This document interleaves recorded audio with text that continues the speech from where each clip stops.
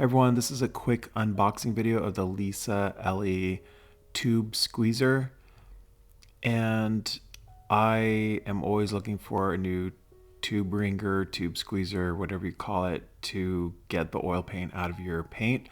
The website has shows that there's a lot of different colors. I was only able to order the black and red because they're sold out of the others, or there's colors I didn't want, but I really wanted the blue one, but they're sold out.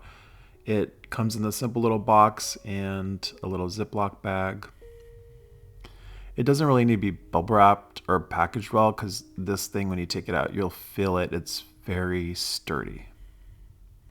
I really enjoy the feel of it. It is extremely light for its size compared to other tube ringers like the classic tube ringers. I'm assuming it's like made out of aluminum, which is really strong, light metal.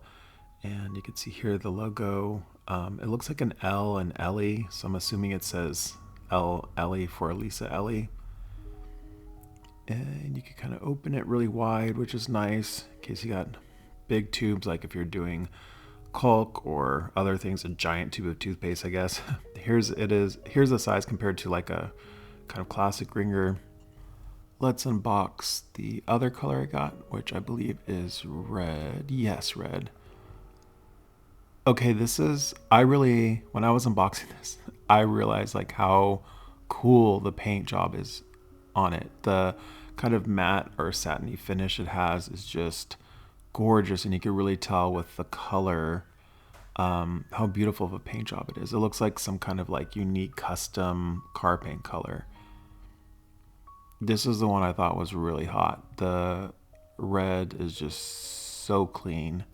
The black is super classic if you want more kind of industrial feeling, but the red is just a great pop of color in my studio.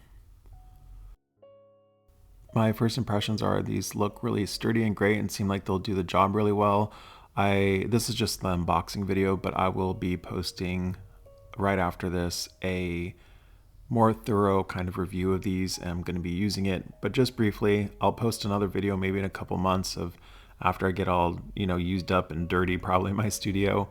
But everything seems really well made, and yeah, stay tuned for the more thorough review where I compare it to the tube ringers that I kind of prefer in my studio, and I'll see how it kind of holds up and compares to them. Don't forget to subscribe, like, comment, and share.